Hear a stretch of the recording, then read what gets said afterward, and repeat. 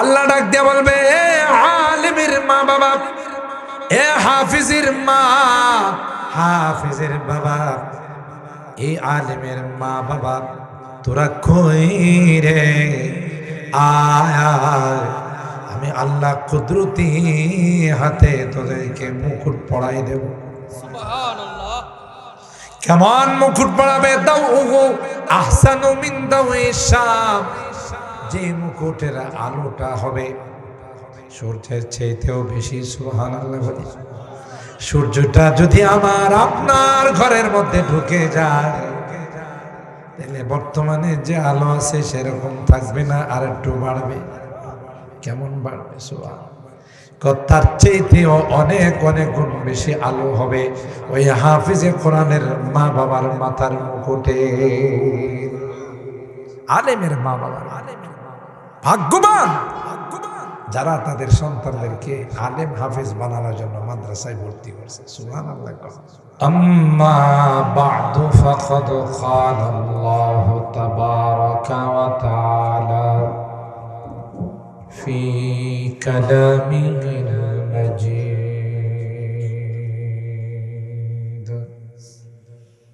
ওয়া ফি ফুরখানিহিল হামিদ। আউযু বিল্লাহি মিনাশ শাইতানির রাজীম। বিসমিল্লাহির রাহমানির রাহিম। ইয়ারফা'িল্লাহুল্লাযীনা আমানু মিনকুম ওয়াল্লাযীনা উতুল ইলমা দারাজাত ওয়াল্লাহু বিমা তা'মালুনা খাবীর। وقال النبي صلى الله عليه وسلم من قرأ القرآن وعمل بما فيه ألبس والداه تاجا يوم القيامة ضوءه أحسن من ضوء الشمس لو كانت في بيوتكم فما ظنكم بالذي عمل بهذا أو كما قال عليه الصلاة والسلام.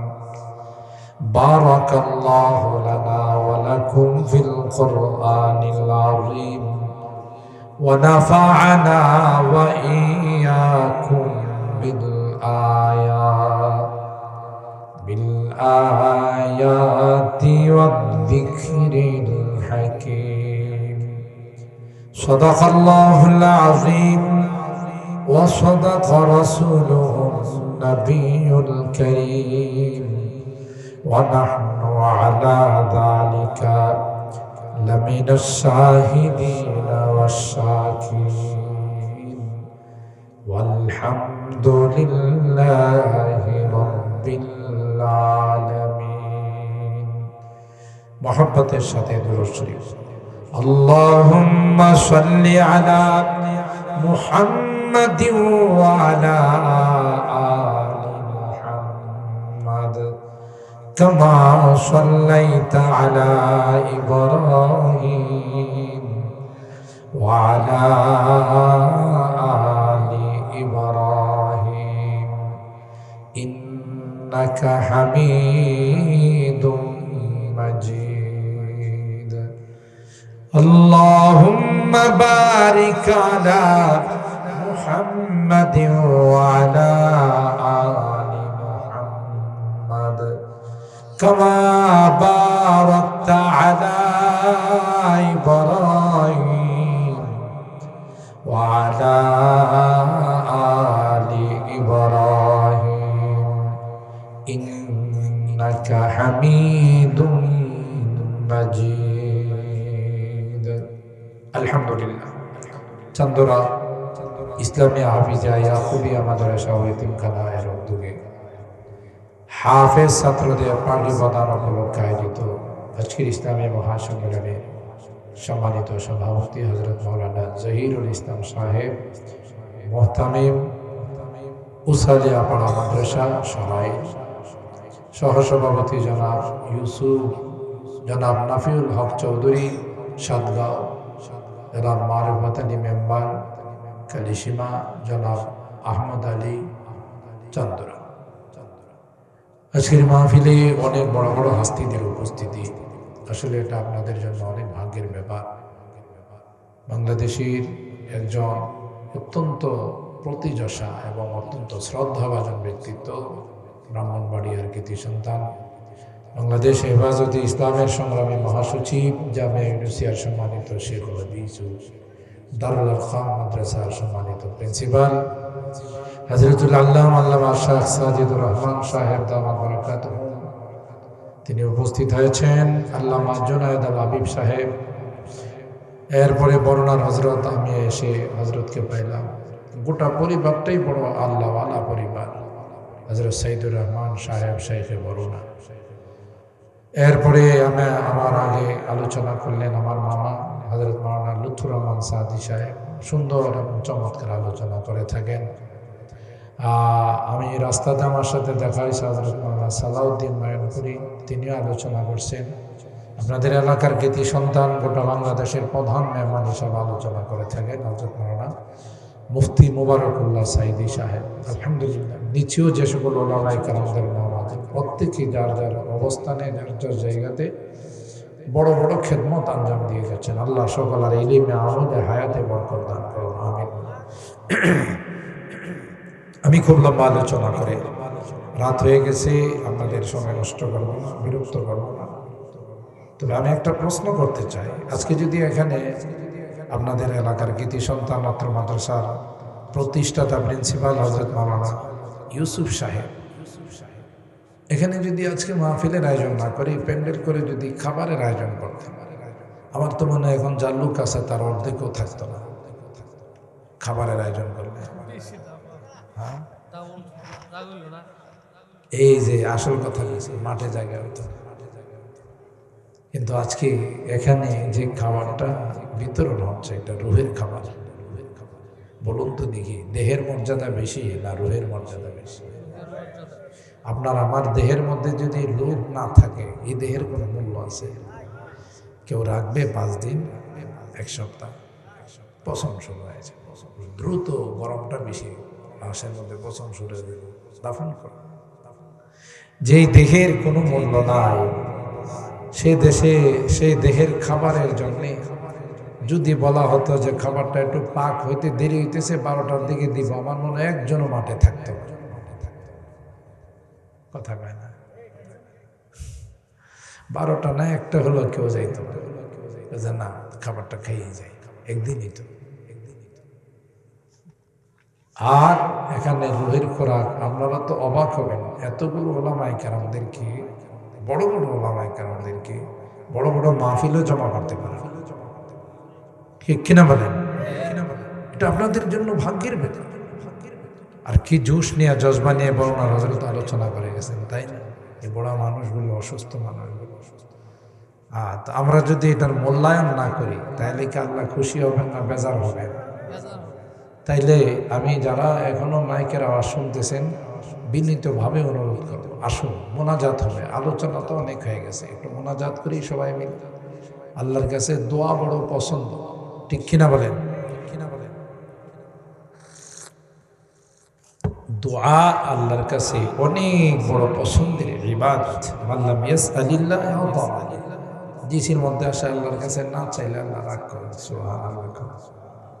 দুনিয়ার নেতা নেত্রীদের কাছে বেশি চাইলে রাগ করে, আল্লাহ না চাইলে রাগ করে। বেশ কোনটা বলছেন? আপনি যদি বারবার চাইতে যান, এই তোর না কালকে দাঁড়ি আজকে দিয়েছিস, আর আল্লাহ কই কি ব্যাপার, তুমি চাও না কে? আমি তো দেওয়ার জন্য রেডি। সুবহানাল্লাহ। हर घड़ी देने को तू तैयार है, हर घड़ी देने को तू तैयार यार है जो न मांगे उससे तू बेजार है अल्लाह अल्लाह डाक दिया कोई गुलाम তুমি চাবে তোমাকে দেওয়ার জন্য আমি আল্লাহ সব সময় রেডি হয়ে আছি সুবহানাল্লাহ তোমার চাইতে দেরি হয় আমি আল্লাহর দিতে দেরি হয় না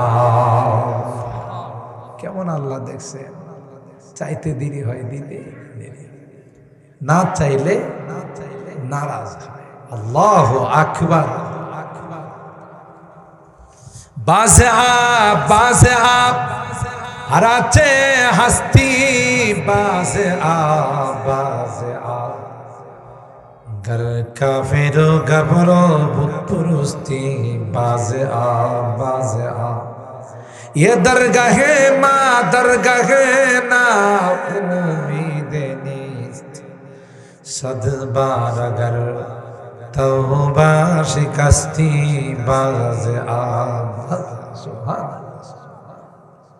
হাজার বার তাওবা করছো তাওবা ঠিক রাখতে পারো নাই তাওবা ভঙ্গ করে ফেলছো আল্লাহ ডাক দিয়া কই না না নিরাশ হওয়ার কোনো কারণ নাই আয় আয় আমি আল্লাহ তোমাকে আমার কুলে উঠাই নেব চাওয়াটা আল্লাহর কাছে আর দুআ হুয়াল ইবাদা দোয়াটা এটা একটা আলাদা অন্য বর্ণনায় আসে আর দোয়া ও মুখুল ইবাদা দোয়া হলো সমস্ত ইবাদতের নির্যাস সারাংশ সুবহানাল্লাহ বলেন আর দোয়া ও সালাহুল মুমিন দোয়া মুমিনদের সবচেয়ে বড় হাতিয়ার আল্লাহু আকবার বলেন কার হাতিয়ার মুমিনদের বদরের যুদ্ধে সাহাবায়ে কেরামদের সংখ্যা কতজন ছিল জানেন না 313 জন কতজন 313 জন নিরস্ত্র কোনো অস্ত্র নাই আর অপর পক্ষে কাফেরদের আবু জাহেলের নেতৃত্বে গেছিল 1000 সশস্ত্র বেশ কমটা বুঝছেন একটা পক্ষ হলো নিরস্ত্র কিচ্ছু নেই হাতে খালি হাত আর একটা পক্ষ হলো অস্ত্র শস্ত্রে সজ্জিত এই যে বদরের যুদ্ধে এত বড় সাফল্য কিসের মাধ্যমে হয়েছে দোয়ার মাধ্যমে আল্লাহর হাবিব হাত তুলে বলেন আল্লাহ লোক নাই অস্ত্র নাই মদিনাতে হিজরত করে আসার পর আমার সাহাবায়ে কেরাম জ্বরে আক্রান্ত হয়ে দুর্বল হয়ে গেছে আল্লাহ এরা তো অস্ত্র শস্ত্রে সজ্জিত হয়ে আসছে শক্তি নিয়ে আসছে লুকবল 1000 মালিক রে তুমি যদি আমাদেরকে সাহায্য না করো দুনিয়াতে কেউ তোমার নাম স্মরণ করার থাকবে না তুমি যদি চাও এই দুনিয়া থেকে ইসলাম মুছে যাবে কেউ তোমার স্মরণ করার জন্য থাকবে না তাইলে আমাদেরকে তুমি শেষ করে দাও আর যদি চাও এই জমিনের মধ্যে তোমার কুদরতি পায়ে সেজদা হবে তোমার নাম উচ্চারিত হবে আল্লাহ তোমার কাছে আমরা সাহায্য চাই তোমার সাহায্য ব্যতীত আমরা অগ্রসর হতে পারবো না নবীদের দোয়া কবুল না করে জোরে বলে নবীরা যখন হাত তুলে এই দোয়ার সাথে সাথে আল্লাহ কবুল করে হযরত ইউনূস আলাইহিস সালামের ব্যাপারে একটু ব্যতিক্রম আছে হযরত ইউনূস পয়গম্বর এরা যখন ঈমানের দাওয়াত গ্রহণ করে না একটা পর্যায়ে তাদেরকে বলছে 3 দিনের মধ্যে যদি তোমরা ঈমানদার না হও তাহলে কিন্তু আল্লাহর গজব চলে আসবে আসমান থেকে এই কথা বলে তিনি এলাকা ছেড়ে চলে গেছে আর তারা তখন বিশ্বাস করে ফেললো নবীরা যা কয় সব সত্য ঠিক না বেঠিক সুতরাং এরা করছি কি সকলে মিলে ময়দানে গিয়া বাচ্চা কাচ্চা নিয়ে গিয়া এমন কান্না আর তাওবা শুরু করছে আল্লাহর মায়া এসে গেছে সুবহানাল্লাহ আযাব উঠাই নিয়ে গেছে, আল্লাহ তাদেরকে মাফ করে দিয়েছেন। সুবহানাল্লাহ।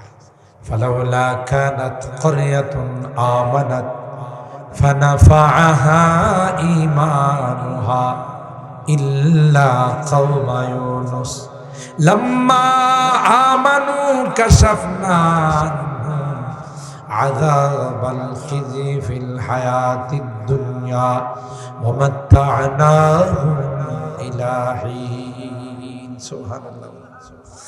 আল্লাহ বলেন এদের কান্না, এদের দোয়া, এদের গুনাহগারি, এদের তাওবা দেখে আমি আল্লাহর মায়া লাগে, তাই আমি আল্লাহ তাদেরকে মাফ করে দিলাম। তাইলে আল্লাহ রাব্বুল আলামিন নবীরা যখন দোয়া করেন এই দোয়া কবুল হয়ে যায়।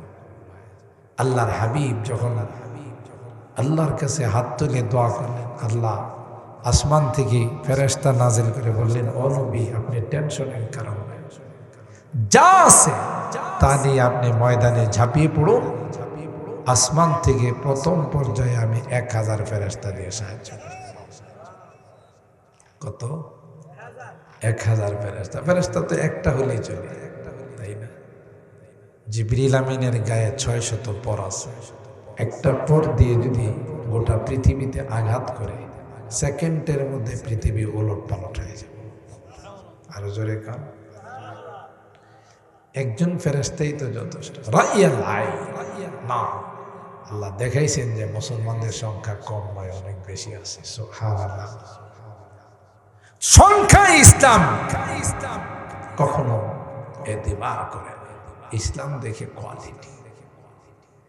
তাই সাহাবায়ে কেরাম রিদওয়ানুল্লাহি তাআলা আলাইহিম আজমাইন আল্লাহর উপর সেরকম আস্থা নিয়ে ময়দানে নামছে, আর আল্লাহর হাবিব দোয়া করছেন। দোয়া এত বড় পাওয়ারফুল হয়েছে, সব কাফেরগুলো বদরের প্রান্তে শেষ। সুবহানাল্লাহ। কে সাহায্য করছেন? আল্লাহ সাহায্য করছেন। তাহলে দোয়ার গুরুত্ব আছে না নাই? বান্দা আল্লাহর কাছে চাইলে আল্লাহ বড় খুশি হয়। যারা গুনাহ করছে তাদেরকে আল্লাহ কোরআনের ভাষায় আমার বান্দা বলে ডাক দিছে। ছেলে সন্তান যদি মা বাবার অবাধ্য হয়, নাফরমান হয়, একটা পর্যায়ে মা বাবাকে তুই আমার সন্তান কয় না, তুই আমার সন্তান, তারে ত্যায্য পুত্র করে দিল। আর আল্লাহ কয় 1000 যে অপরাধ করে থাকিস তারপরও তুই আমার বান্দা। সুবহানাল্লাহ। উদউনি আস্তাজিব লাকুম, তোমরা আমার কাছে চাও, চাইতে দেরি আমি আল্লাহ তোমাদেরকে দিতে দেরি নাই, রেডি আল্লাহ দেওয়ার জন্য। মুহতারাম হাজিরিন, সুতরাং আমরা কিছুক্ষণের মধ্যে দোয়ার দিকে যাব। আমি ছোট্ট একটা আয়াত তিলাওয়াত করছি, একটি আয়াত, তাও পুরো আয়াত না, আয়াতের অংশ বিশেষ। সূরা আল মুজাদালা আয়াত নাম্বার 11। আর রাসূল আকরাম সাল্লাল্লাহু তাআলা আলাইহি ওয়াসাল্লামের অসংখ্য হাদিস থেকে ছোট্ট একটা হাদিস পাঠ করছি। আমি অনুবাদ করব, তাফসিরে যাব না, বিস্তারিত আলোচনায়। আল্লাহ বলেন, পৃথিবীর মধ্যে যারা বসবাস করে আমি ঈমানদারদেরকে আমি আল্লাহ তাদের মর্তবা বাড়াই দিছি। সুবহানাল্লাহ। বেঈমান কাফের মুশরিকের কুফির মূল্য আল্লাহর কাছে। আল্লাহ এদিকে সব মরা জিনিসের কোনো দাম আছে? আপনারা যদি কেউ একটা মরা ছাগল বলে 10 টাকা দিয়ে দিব, নিয়ে যান, দিবে, আপনি বলবেন যে এই বেটা 10টা টাকা আমি জলে ফেলা এলাম কি? মরা এটা নিয়ে কি করবো? ঠিক না? আল্লাহ বলেন পৃথিবীর যত বেঈমান কাফের মুশরিক সবগুলো আল্লাহর কাছে হলো মরা। ইমানদার মুসলমান একমাত্র আল্লাহর কাছে জিন্দা। সুবহানাল্লাহ। এই জন্য আল্লাহর কাছে সবচেয়ে মর্যাদা হলো ইমানদার। ইমানদারদের মধ্যে আবার যারা নায়েবে রাসূল, ওয়ারাসাতুল আম্বিয়া, হাফিজে কোরআন, তাদের মর্তবা কম না বেশি? এটাকে বলা হয় তাখসিস বা'দা তা'মিম। আগে ব্যাপকভাবে আল্লাহ বলেছেন, এরপরে আলাদাভাবে বলতেছেন والذين أوتوا العلم درجات। যারা কোরআন পড়ে, কোরআন পড়ায়, এর সঙ্গে যারা মহব্বত রাখে আল্লাহ বলেন তাদের স্পেশাল মর্তবা হলো আমি আল্লাহর নিকট। সুবহানাল্লাহ। আর হারাম এই জন্যে হাদিসের মধ্যে আসে আল্লাহ পাক গোটা পৃথিবীটাকে সাজাইছে যারা মাদ্রাসায় পড়ে ইলমে ওহী অর্জন করে তাদের জন্য। এরাই হলো পৃথিবীর হকদার। আর বাকি যারা পৃথিবীর মধ্যে আরাম আয়েশ করে এরা হলো তাদের ওসিলায় আরাম আয়েশ করে। সুবহানাল্লাহ। মাস্তানি তো এরাই বেশি করে, বেঈমান। কিন্তু আসলে কার ওসিলায় থাকতেছে বলেন? এই সকল মাদ্রাসার আলেম উলামা, হাফিজে কোরআন, ইমানদার, তাদের ওসিলায় তারা থাকতেছে। এরাই মূল হকদার আর এরা এলো বিন্দাওয়াত। কথা বলেন ঠিক কিনা?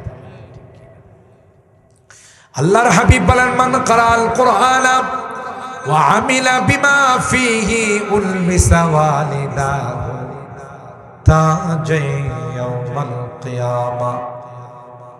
যে ছেলেটা কোরআন পড়ল, হাফেজ হলো, আলেম হলো, আল্লাহর হাবিব বলেন কিয়ামতের কঠিন ময়দানে ওই হাফেজে কোরআন এবং আলিমের মা বাবাকে আল্লাহ পাক নিজ কুদরতি হাতে তাদের মাথায় মুকুট পরাই দিবেন।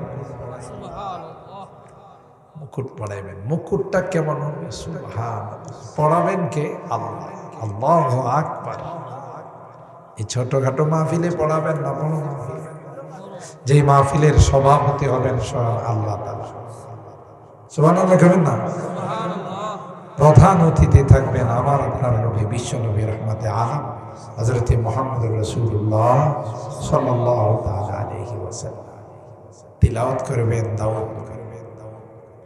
দাউদ নবীর কণ্ঠ আল্লাহ কুদরতি মুজিজা দিয়েছিলেন। উনি সপ্তাহের একদিন যখন তিলাওয়াত করতেন শনিবার, তার তিলাওয়াত শোনার জন্য নদীর মাছ, জঙ্গলের পশু, আকাশের পাখি সব জমা হয়ে যেত, সব জমা হয়ে যায়। দাউদ নবীর কণ্ঠ এত সুন্দর ছিল। আল্লাহ দাউদ নবীকে ডাক দিবেন, আসো আমার হাবিবের উম্মতকে একটু তিলাওয়াত শোনাই। প্রধান অতিথি আল্লাহর হাবিব থাকে। মাহফিলটা কত বড় হবে হিসাব করে কোলানো যাবে। কিন্তু কিন্তু একেবারে লাস্ট যে শ্রোতা বসবে, সে সামনে বসছে যারা তারা যেমন দেখবে, লাস্টে যে বসছে সেও সমান দেখবে। কোনো কষ্ট হবে না, আল্লাহ ব্যবস্থা করে দিবে। এত সুন্দর ব্যবস্থা থাকবে। ওই মাহফিলে হাফিজে কোরআনের মা বাবা, আলেমের মা বাবা আল্লাহ ডাকবে, আসো তুমি বড় কুরবানি করছো তোমার সন্তানটাকে, যে সময়ে মানুষ জাগতিক শিক্ষা দেওয়ার জন্যে অধীর আগ্রহে মানুষ স্কুল, কলেজ, ভার্সিটিতে ভর্তি করে, যে সময়ে আলেম ওলামা মাদ্রাসার ছাত্রদের ব্যাপারে অপপ্রচার হচ্ছে। একটা সময় তো আগে ছিল যে মাদ্রাসায় পড়াইলে ভাত পাওয়া যায় না। কি পাওয়া যায় না? ভাত পাওয়া যায় না। এই কথা কিন্তু আগে কইত। মাদ্রাসায় পড়াইলে কি পাওয়া যায় না? আবার বলতো কাঠমোল্লা, মস্কারা করে কাঠমোল্লা বলতো না। দুইটা শব্দই যারা বলছে এরা একবারে 100% ঠিক বলছে। আমরা মাদ্রাসায় পড়ছি, যে ওলামায়ে কেরাম বিভিন্ন, এই যে আমরা মাদ্রাসায় পড়ছি আলহামদুলিল্লাহ, এখন যেখানে যায় শুধু পোলাও দেয়, ভাত দেয় না। কথা বলে না, কই হুজুর আপনার এই মোটা চাউল খাওয়াবো? চিকন চাউল দামে 100-150 টাকা কেজি চাউল। আপনি আমার বাড়িতে আসছেন কবার? হুজুরে বললো, ভাই আমি তো পোলাও চাউল খাইতে পারি না, গ্যাস্ট্রিক। হুজুর রাখেন, একটু খাইলে কিছু হয় না। তাহলে কি পাওয়া যায়? মাদ্রাসায় পড়লে ভাত পাওয়া যায় না, কি পাওয়া যায়? কি কথা ঠিক? আরেকটা হলো, যদি কোনো হুজুরে বলে যে না ভাই পোলাও চাউল বা খাইব না, সাদা ভাত দেন। সাদা ভাতও কাটারি বুক, দামি দামি চাউল পাকায়া, ভাত পাকায়, আর এটার সাথে হরেক রকমের তরকারি, কথা কয় না। তো হুজুর আপনি একটু কষ্ট করে, হুজুর আপনি মনে কিছু নেন না, আমি একটু না দিলে হুজুর আমার মনটা শান্তি লাগবে না। এসা মশটালে আমি 10-15 আইটেমের তরকারি একটু একটু একটু একটু করে দিতে দিতে একটা পর্যায়ে দেখা যায় ভাত দেখা যায় না, শুধু তরকারি আর তরকারি। তখন মনে পড়ে যে কথা তো ঠিকই কইছিল, মাদ্রাসায় বললে ভাত পাওয়া যায় না, শুধু দামি দামি তরকারি পাওয়া যায়, কথা পায় না। আর একটা যে বলতো কাঠমোল্লা, এটাও একবারে 100%, এটা আরবি শব্দ কাতঈ মোল্লা, মূল থেকে এটা সন্ধি হয়েছে মোল্লা, যে এরা হলো কাঠমোল্লা, মানে দুনিয়ার সাথে সম্পর্ক ছিন্ন করা। মোল্লা আল্লাহর সঙ্গে, মূল তো কে? আল্লাহ না? আল্লাহর সঙ্গে তাদের সম্পর্ক একবারে 100% সঠিক কথা, যে এদের দুনিয়ার সাথে কোনো সম্পর্ক নাই, মূলের সাথে সম্পর্ক জন্য কাঠ মোল্লা, কথা পায় না। এটা এক সময় অপপ্রচার ছিল। এখন আমি আপনাদের জিজ্ঞাসা করি, আপনাদের এই এলাকায় তো অনেক বড় বড় আলেম চান্দরান, মাশাআল্লাহ, আপনারা কোনোদিন শুনছেন যে আমাদের এলাকার যারা বড় বড় আলেম এরা পেটের দায়ে, মানে অভাবের তাড়নায় মাঝে মধ্যে রাস্তার মধ্যে ডাকাতি করতে নামছে? চুরি তো অবশ্যই মাঝে মধ্যে একটু করে, হ্যাঁ, চুরি নাই, ডাকাতি নাই, 5,000 10,000 টাকা যায় বেতন পায়, পরিবার নিয়ে সুখ শান্তিতে আরামে খায়, ঠিক না বেঠিক? বরকত। আর সাহেব সাহেবা দুইজনে অফিসে চাকরি করে, দুইজন 1 লাখ টাকা বেতন পায়। ঘরের মধ্যে দেখেন দুইজন যখন অফিস থেকে আসে তখন কিলাকিলির দূর পড়ে, কথা কয় না। একজন আরেকজনের উপরে সন্দেহ করে, তর্ক বিতর্কের এক পর্যায়ে কয় যে হাত থাকতে মুখে আবার কথা কিসের, কথা কয় না। তো শান্তি কি টাকার মধ্যে না ইসলামের মধ্যে? জোরে বলেন, শান্তি কি দুনিয়ার মধ্যে না এই সকল এলেমের মধ্যে, ইসলামের মধ্যে?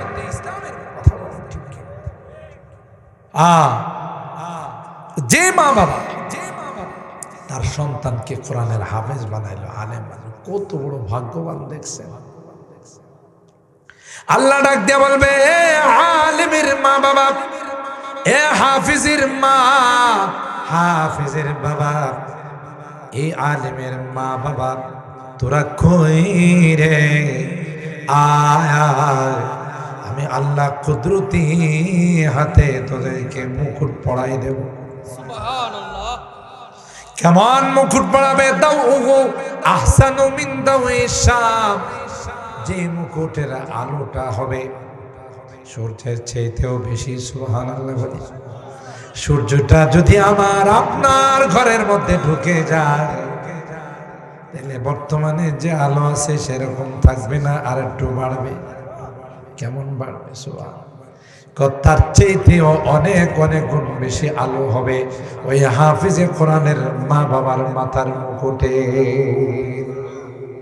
আলেমের মা বাবা ভাগ্যবান যারা তাদের সন্তানদেরকে আলেম হাফিজ বানানোর জন্য মাদ্রাসায় ভর্তি করছে। সুবহানাল্লাহ।